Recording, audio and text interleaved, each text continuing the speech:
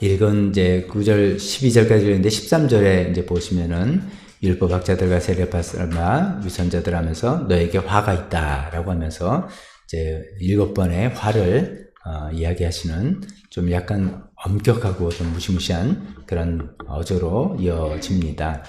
오늘 이제 23장부터는 좀 예수님께서 평소에는 굉장히 온화하시고 사람들을 참 품어주시고 좀 그런 분인데 굉장히 좀 강경한 분위기고 어조가 달라지는 분위기가 됩니다. 이것은 이제 성경 흐름을 우리가 보면서 이해해야 되겠죠. 우리가 그동안 22장에 쭉 들어서서 23번의 그 성전에서 3번의 논쟁이 있었다고 그걸 하나하나 살펴보지 않았습니까? 처음에는 이제 세금을 바치는 거에 대해서 질문했고, 두 번째는 부활에 관한 논쟁이 있었고, 세 번째는 가장 큰 계명이 뭐냐라는 이런 질문과 함께 논쟁이 있었습니다.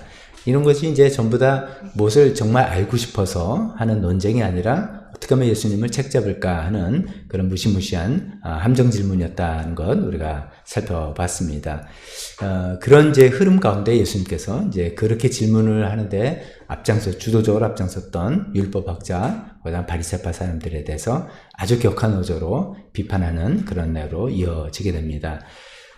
마태복음 보면 예수님께서 이제 초반부에 그 소위 우리가 잘 아는 팔복의 말씀 있잖아요. 이런 사람은 복이 있다. 라고 하면서 8가지로 마음이 가난한 사람 복이 있고 쭉 이야기를 해서 그걸 팔복, 8가지 복이라 라고 이야기하시는데 23장에는 화가 있다.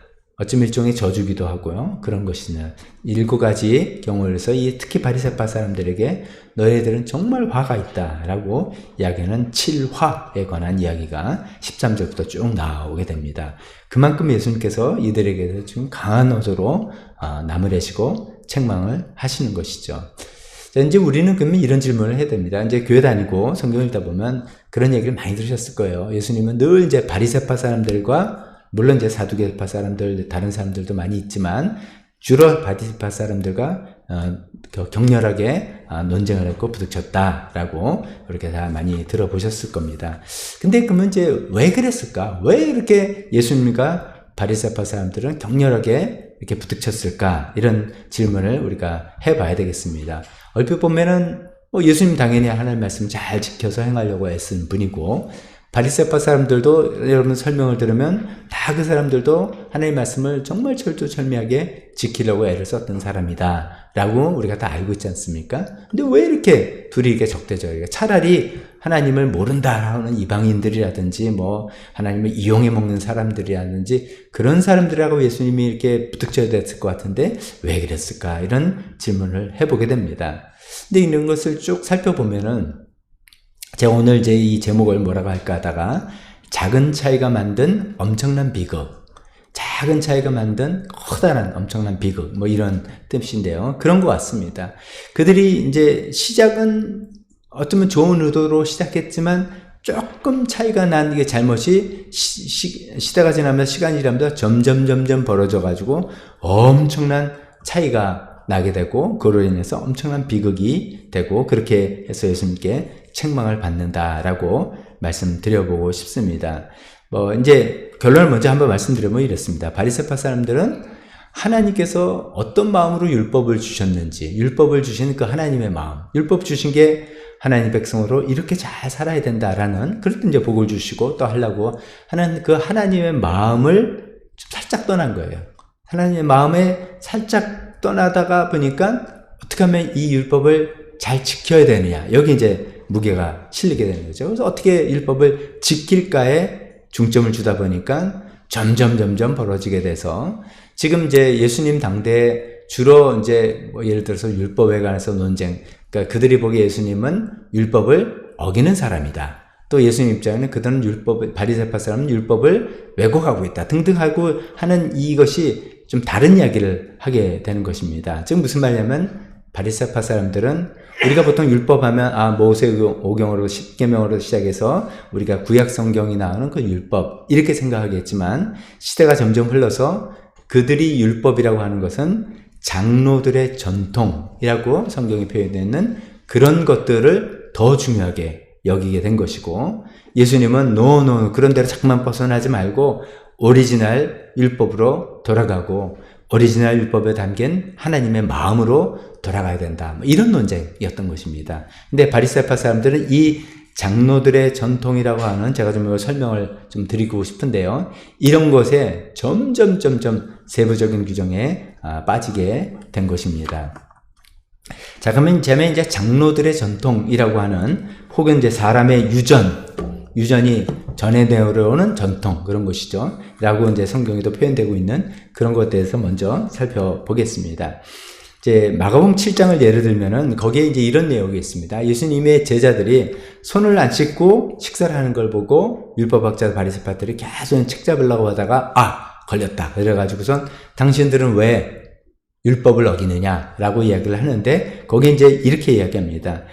이제 마가복음이 주석을 달아서 그 사건을 전하면서 주석을 달았는데 뭐라고 됐냐면, 바리새파 사람과 모든 유대 사람은 장로들의 전통을 지켜서 규례대로 손을 씻지 않고는 음식을 먹지 않았다.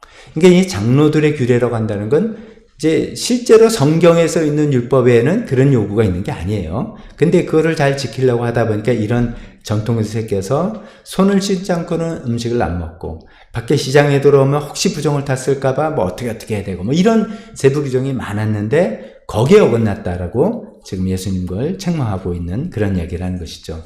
그래서 이 장로들의 전통이 첨예한 논쟁이 됐었는데, 요걸 한번 일목요연하게 한번 제가 설명을 한번 해볼게요. 옛날 이제 모세로부터 유대인들은 십계명을 비롯한 율법을 받았다. 십계명에서 시내산에서 받았다. 이렇게 우리 알고 있지 않습니까? 그래서 이제 십계명은 돌판에 기록되어 있고, 그 다음에 다른 여러 가지 율법들을 문서에 기록돼서 이것은 하나님이 주신 율법이다, 계명이다, 금과 옥조처럼 지켰던 것이죠. 그런 것을 이제 성문 토라라고 합니다. 토라는 율법이라는 뜻이고요. 성문, 기록된, 그러니까 기록된 토라. 그건 뭐 이제 변경사항이 있을 수 없죠. 그대로 적혀져 있는 내용이죠. 그러니까 보통 이런 이제 성문 토라가 613개라고 이야기합니다. 우리가 얼핏 생각하면 율법이 613개나 돼, 굉장히 많은 것 같다 그러지만, 실제로 그 말씀대로 살아가려면 굉장히 적은 숫자입니다. 근데 이제 그래서 이제 그런 걸 갖고 그 말씀을 지켜서 살아가려고 이제 광야 생활서부터 쭉 했습니다. 근데 이것을 계명대로 살려고 하다 보니까 좀 몇 가지 문제점이 생기는 거예요. 크게 세 가지 문제점이 생기는데, 처음에는 어떤 계명은 너무 원론이에요. 너무 원론이 있어서 실제로 이거를 지키려면 뭐 어떻게 되지? 이게 막연한 것들이 있습니다. 예를 들면 이제 안식일 규정이죠.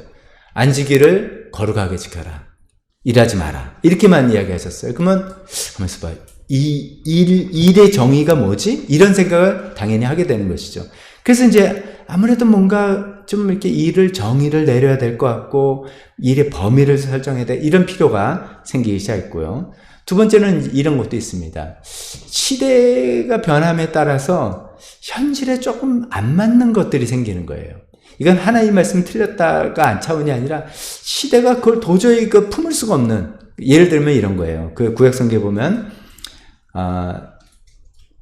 이자를 받지 말아라, 뭐 이런 규정이 있습니다. 형제에게 돈을 꿔주되 이자를 받지 말아라 라든지, 희년 70년이 되면 모든 것 빚을 탕감해 주라, 이런 제도가 있습니다.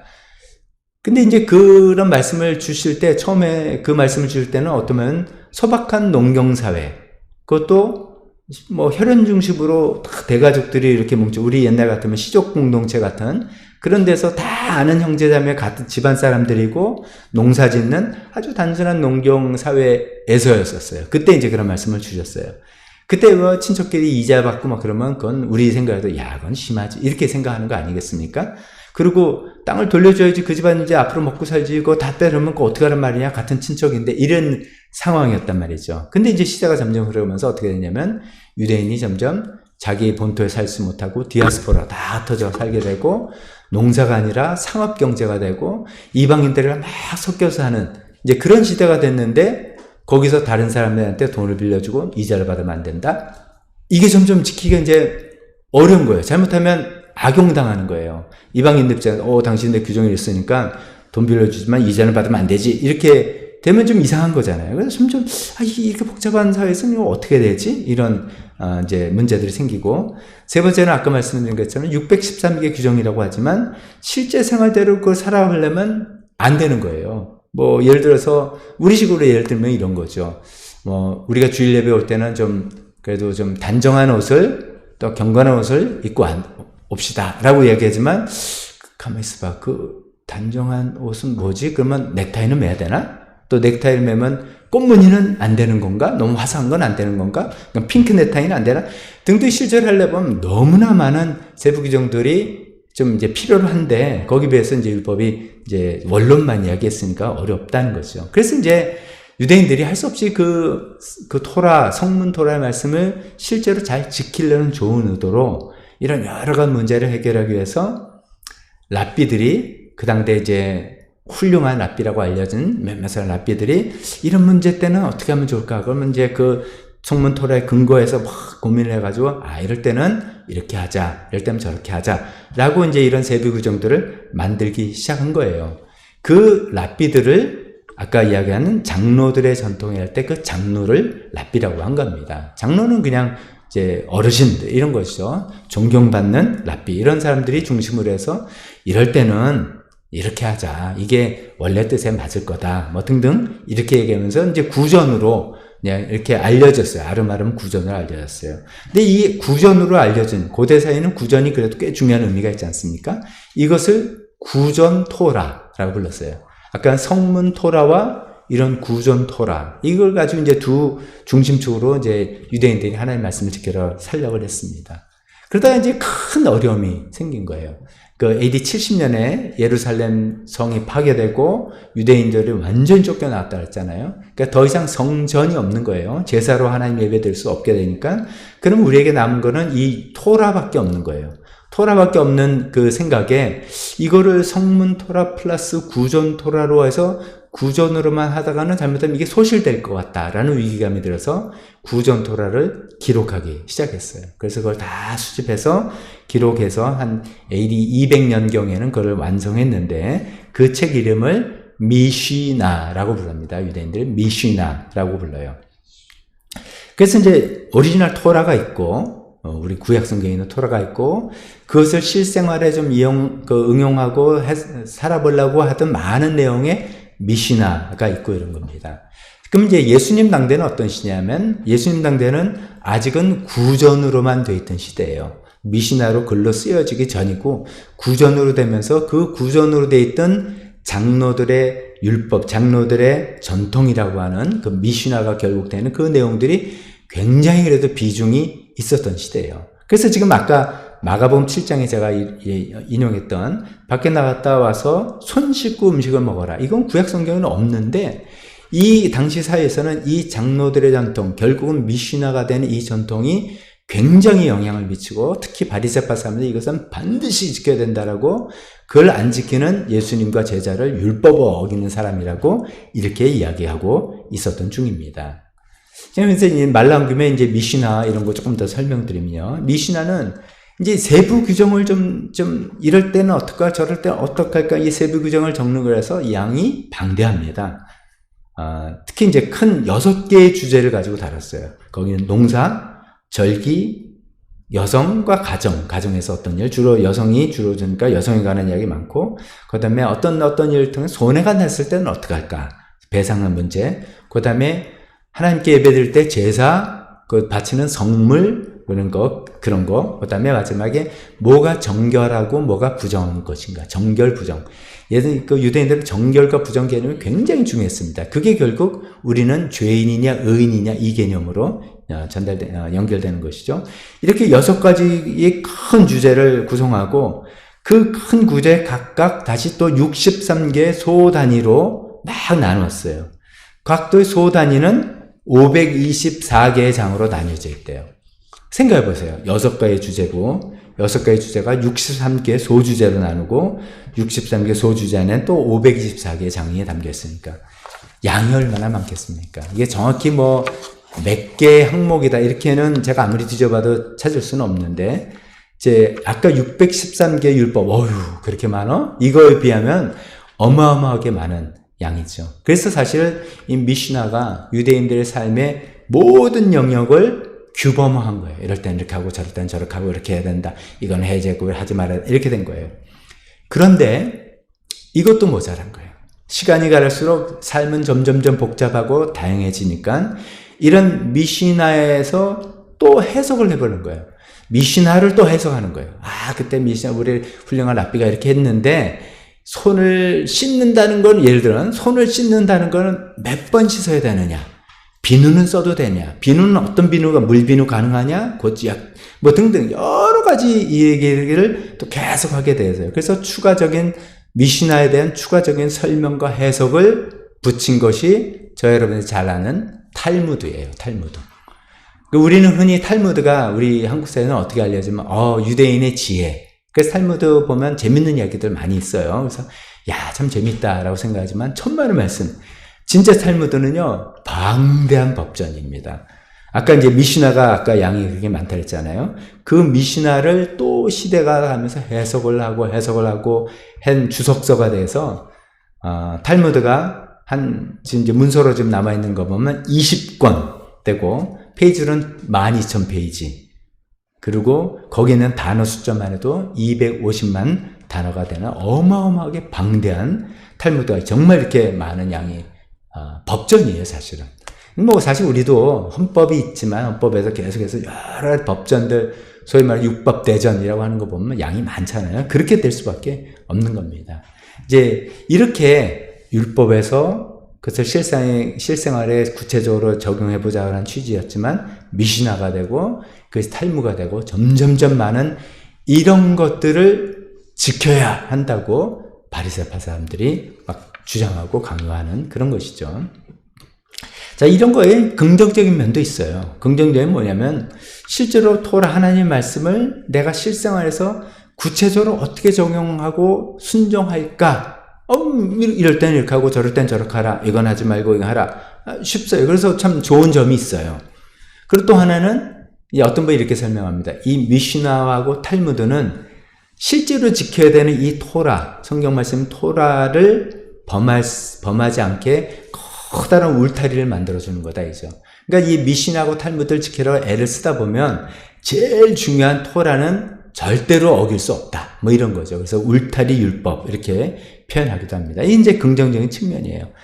근데 이제 그런 긍정적인 측면도 있지만 지금 예수님께서 지적하고 이것 때문에 늘 부딪히는 아주 문제점이 아주 심각한 것이죠. 그 문제점은 아까 제가 결론에 처음 말했죠. 처음에 율법을 주신 하나님의 마음으로부터 점점점 벗어나는 거예요. 하나님의 마음은 자, 너네가 이제 하나님 백성이 됐으니까 나를 사랑하는 마음으로 또 내가 너희를 사랑하는 마음으로 너희는 하나님 백성으로 이러이러한 말씀을 지키면서 살아가야 된다. 그 마음 가운데 우리가 잊지 말아야 될 것은 사랑과 순종의 그런 좋은 관계다. 뭐 이런 마음으로 율법을 주셨단 말이죠. 그래서 어떤 때는 굉장히 원론만 주셨어요. 이 원론만 주신 게 이런 거죠. 사실 이제 가족과 부부가 살면서 막 규범을 만들기 시작하면 뭐 예를 들어서 아침 식사는 몇 시에 반드시 해야 되고 식사 메뉴는 뭐 해야 되고 월요일은 뭐 먹고 화요일은 뭐 먹고 수요일은 뭐 먹고 이 하면은 숨 막히는 거 아니에요? 그냥 우리 행복하게 살자 이러면 되는 거예요. 여보, 우리 집안은 서로 사랑하고 행복하게 사는 거야. 그 안에서 어떤 때는 이렇게 하고 저 때는 저렇게 하고 이렇게 해서 자유로워야 되는데 그런 마음을 하나님께서 어떤 거를 원론만 주신 거예요. 안식은 거룩한 날이고 그날은 일하지 말고 정말 하나님을 사랑하고 여기 6일 열심히 일하고 하루는 정말 휴식하면서 하나님을 사랑하고 예배하고 하나님의 은혜를 누리는 것에 집중하면서 나랑 관계를 맺자. 이런 마음에서 원론을 주셨는데 이것을 안식일을 지켜야 된다는 마음에 그러니까 벌써 사랑과 하나님과 그 관계 마음에서 벗어나기 시작한 것이죠. 이게 사람이 이제 마음이 안 통하면 세부 규정을 만듭니다. 서로 마음이 통하면 그래 이럴 수도 있고 저럴 수도 있고 그래 괜찮아 잘못했으면 또 사과하면 되고 이렇게 넘어가는데 그게 안 통하면 오케이 정해 규칙 정해 이렇게 하면 이렇게 되고 이렇게 하면 이렇게 되고 또 배상은 이렇게 되고 뭐 이렇게 정하기 시작하는 것처럼 되어가는 것이죠. 그러다 보니까 하나님의 오리지널 뜻도 잘못 왜곡해서 잘못된 해석을 가지고 이상한 규례를 만들고 이상한 또 적용을 하게 됩니다. 예를 들어서 이제 예수님 그런 얘기를 했죠. 유대인들에게 또 이제 바리새파 사람들 비판한 게 그 당시에 이것도 율법이 아니라 장로들의 전통으로 만든 고르반이라는 제도가 있어요. 고르반, 우리가 하나님께 정말 감사하고 하나님께 희생하고 드리려면 좋다. 고르반이라는 제도. 그래서 너가 갖고 있는 물질을 내가 이거는 하나님께 드립니다 라고 선언하면 하나님께 드리자. 나중에 너가 죽은 다음에 전부 다 하나님께 예를 들어서 우리말로 기증하고 드린다.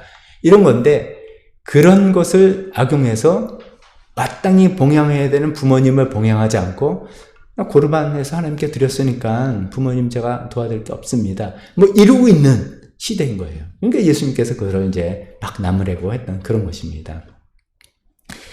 마음이 빗나가면, 마음에서 떨어지면 규정을 만들게 되고 그것은 점점점 복잡한 세부 규정을 만들게 되어 있는 것이죠. 그러다 보면 우리가 정말 신앙생활이라는 것은 내적 마음, 우리가 생명의 삶을 할 때 매번 강조하는 거잖아요. 우리 신앙생활 가장 중요한 게 뭡니까? 관계입니다. 하나님과의 관계, 이웃과의 옆에 사람과의 관계다. 관계는 되게 애매모호한 거예요, 사실은.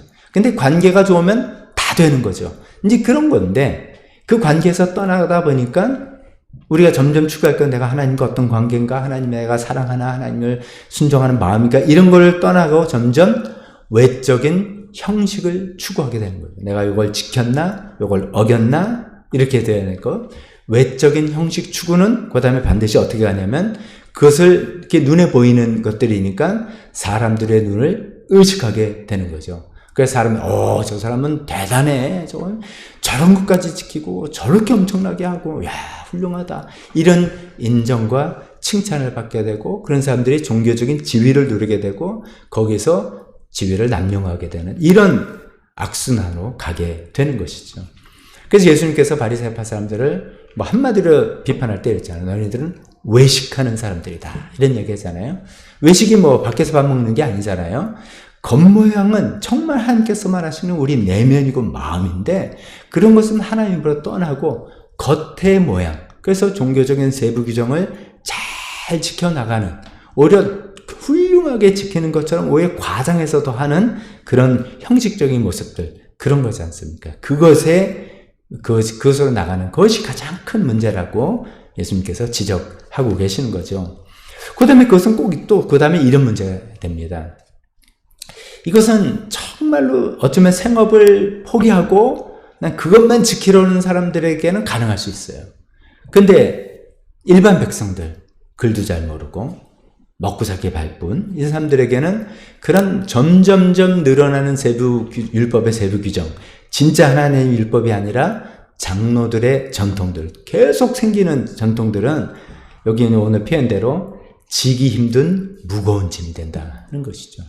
그걸 어떻게 다 알며 그거 다 지키다 보면 나는 먹고 살 수가 없어. 뭐 이렇게 좀 하려더니 이건 안 된대. 이렇게 하면 저건 저렇게 해야 된대. 그러니까 뭐 꼼짝달싹 못하는 것이죠. 예수님께서 그 유명한 수고하고 무거운 짐진 자가 다 내게로 할 때 우리는 일반적인 생각에 그래 인생의 짐 정말 살면서 어려운 이런 것도 우리가 이렇게 응용하지만 진짜 처음에 예수님이 말씀하실 때 직접적인 의미는 이 율법 조항들의 수고하고 무거운 짐인 뜻입니다. 그래서 일반 백성들은 그것을 잘 알지도 못하고 지켜나가기도 너무너무 불가능하기 때문에 원치 않게 죄인이 되는 거예요. 자기가 이제 너무 못되게 해서 죄인이 아니라 그냥 이럴 때 죄인은 따옴표로 쓴 죄인입니다. 그런 율법의 세부 규정에 의한 죄인이에요. 그래서 부정한 사람이 되는 거예요. 원치 않게 내가 원하지도 않았는데 내가 하나님을 뭐 어기려고 뭐 못된 마음을 갖고 있는 게 아닌데 너무 그런 게 규정이 많다 보니까 지나다 보면 뭐 하나 걸리는 거예요. 그럼 부정하게 됐어요.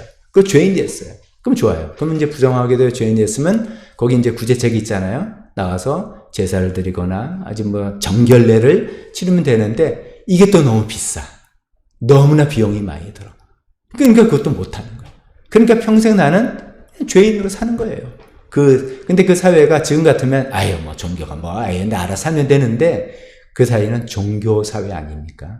그러니까 그 사회에서는 이 유대교를 떠나서는 살 수가 없는 구조 안에서 일반 사람들은 점점점 이 무거운 짐에 그냥 한번 죄인이 되고 그걸 헤어날 수가 없고 점점 압박만 느끼고 절망감만 갖고 그렇게 되는 것이죠. 지난주에 그런 말씀 드렸잖아요. 예수님이 죄를 용서하는 걸 선언하시는 게 하나님이라는 어떤 간접적인 주장이다. 그러면서 향유옥합을 갖고 한 여인이, 동네에서 부도덕한 사람으로 알려진 여인이 예수님께 나와서 막 눈물을 흘리고 막 했다는 장면 말씀드렸잖아요. 그게 왜 그런가 하면은, 제가 좀 전에 설명드린 이런 지기 어려운 무거운 짐, 수고하고 무거운 짐으로 꽉 눌려서 살던 사람들이에요. 근데 예수님이라는 분이 나타나서 그런 거 아니다 하는 거예요. 하나님의 뜻은 그게 아니다 라고 얘기하면서 우리가 지킬 것은 어떻게 보면 하나님을 사랑하고 이웃 사랑, 그거 된다. 이러니까 너무나 이게 복음이 되는 거예요. 죄를 졌어도 회개할 수 있는 길이 열리는 거고, 부정을 행했어도 정결하게 나와서 회개만 하면 된다는 거예요.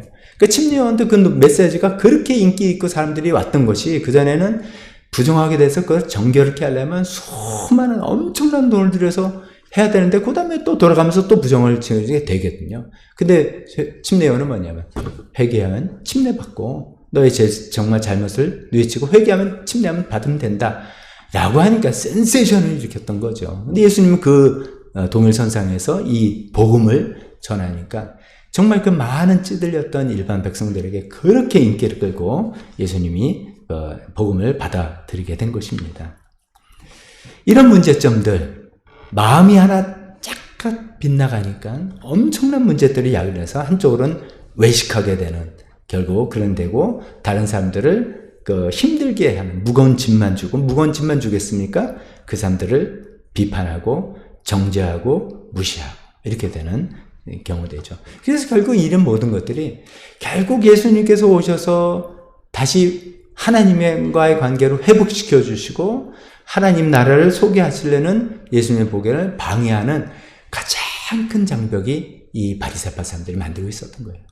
근데 정리해서 생각해보면, 이 사람들이 애초에 나쁜 사람들이 아니었는데, 그러니까 애초에 악당들이 아니잖아요. 애초에 하나님이 어딨어? 그런 것도 아니고, 그런 나쁜 사람들이 전혀 아니었는데, 작은 차이가 점점 큰 차이를 만들어내고, 엄청난 비극을 만들어낸 거죠. 하나님의 마음에 삐끗 조금 빗나갔더니, 시대를 지나가서, 하나님의 마음 빗나간 다음에, 열심히 더해지니까 오히려 더 위험해지는 거죠. 그러니까 점점 이런 문자주의와 형식주의와 외식주의와 한쪽은 사람들을 비판하고 정죄하고 판단하는 이런 모습을 가서 예수님이 주시는 이 복음을 받아들이지 못하게 되는 엄청난 일이 생기게 된 것입니다. 자, 그런 배경이 23장의 배경입니다. 이거를 알아야지 예수님께서 왜 이렇게 화를 내시고 왜 이렇게 심한 말씀을 하시는지를 알 수가 있습니다. 자, 그러면서 짧게 예수님께서 오늘 12절 7가지 화에 대해서 이야기하기 전에 서론격으로 말씀하신 예수님께서 뭐라고 이들을 진단하고 계시고 거기서 뭐라고 처방을 하시는지를 살펴보겠습니다. 첫 번째 진단은, 그들은, 이 바리새파 사람들, 율법 사람들은 3절에 말만 하고 그대로 행하지를 않는다. 말은 율법을 가리키고 어떻게 설명하고 하는데 자기네들 그렇게 살지는 않는다 하는 거예요. 이거 조금 복잡한 내용이 있는데, 그들이 뭐라 하면 모세의 자리에 앉았다 이야기했습니다.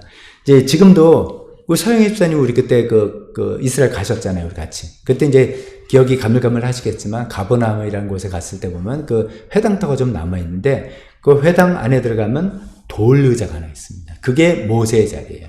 율법을 준 모세의 권위의 자리다 이거죠. 거기 앉아서 말씀을 가르치고 말씀을 전하는 그런 역할을 하는 거죠. 거기 앉으면 권위자가 되는 거잖아요. 그런데 앉아서 뭘 하냐면 말씀을 가르치는데 정작 자기들은 그렇게 살지를 않는다는 것이죠. 그러니까 한번 알면 뭐하냐 이거죠.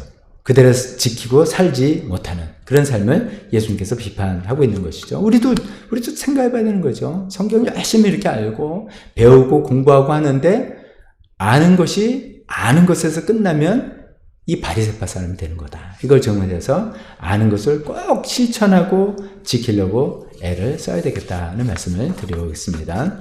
두 번째로 예수님께서 이야기하시는 질문들은 아까 배경 설명에 다 녹아져 있으니까 쉽습니다. 두 번째는 4절에 나온 거.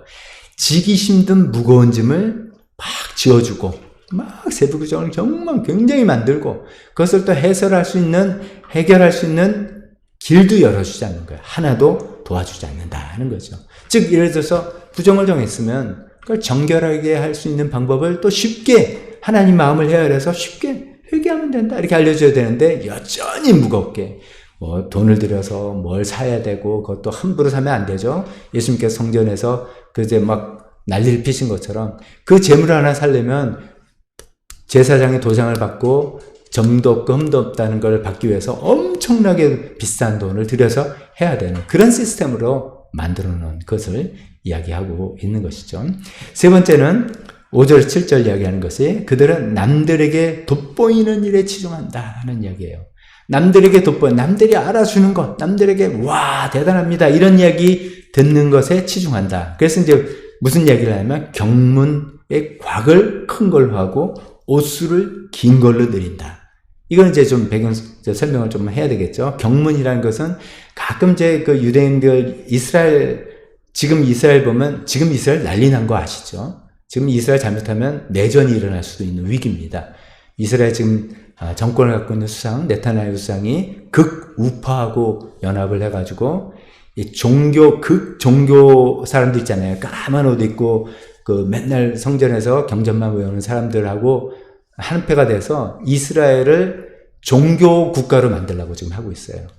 그러면 이제 사실 이스라엘이 뭐 첨단되고 굉장히 서방화되고 세속주의로 이렇게 된 사람들은 숫자가 밀리기 때문에 그것 때문에 문제되는 제가 여기서 복잡하게 말씀드릴 수 없지만 그렇게 굉장히 국론 위기가 돼 있는데 그 사람들 가끔 보면 여기 이마에 이마 곽을 달고 있어요.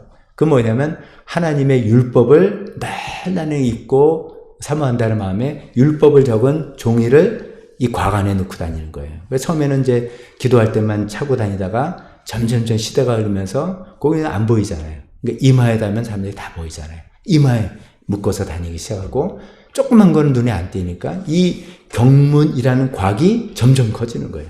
남들을 보면 저분은 경건 분 저렇게 말씀을 많이 암송하고 외우는 분 이렇게 되는 거예요. 옷술 이거는 유대인들 전통 복장에 길게 내려주는 그 술 4개 있는데 그 하나님의 임재를 상징하는 거예요. 내가 하나님 임재 안에 있습니다. 상징하는 건데 시대가 점점 지나면서 저렇게 나는 거룩한 사람이다. 이렇게 표를 내려고 하는 그런 것들 예수님께서 비꼬아서 얘기하시는 겁니다. 상석에 가면 늘 높은 상석에 가려고 시장 가면 인사받으려고 하는 그런 외식 겉으로 나온 것에만 치중하는 그런 모습이다 라고 이야기합니다. 유대인들 그러니까 특히 바리새파 사람들 그렇게 말만 하지만 행하지는 않고 그렇게 세부기전을 만들어서 지기 힘든 짐을 만들고 그걸 어떻게 도와줄 생각도 안 하고 자기는 그것을 남들에게 돋보이는 일만 치중하는 그런 외식주의자들이라고 비판하시고 그러면서 이제 처방을 내리는데 이거는 이제 우리가 또 귀담아 들어야 될 것이죠. 처방이 뭐라고 이야기하시냐면 첫 번째는 8절에 그러나 그 사람들은 그렇지만 너희들은 하면서 랍비라는 호칭 듣지 말고 아버지라고 아무도 너에게 부르게 하지 말고 지도자라 부르기 받지 말아라. 이게 굉장히 어떻게 보면 문자적으로 생각하면 굉장히 급진적인 이야기입니다.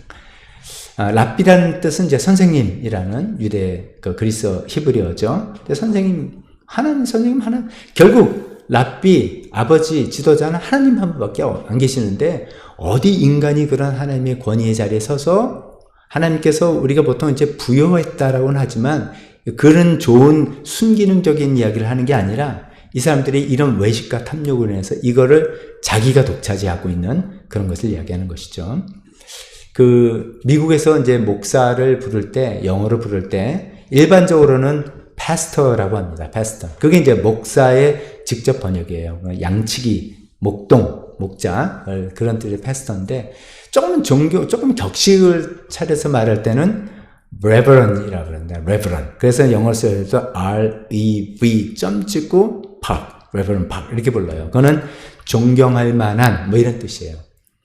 그러니까 이 예수님의 이런 말씀에 의하면 그것도 별로 좋은 거 아니죠. 좋은 거 아니고 천주교에서는 우리가 천주교에서 목사님이 알고 뭐라고 부릅니까? 신부님이잖아요. 신부님의 그 뜻이 뭐예요? 신자에다가 아버지 부자예요. 영적인 아버지. 교황이 아버지, father.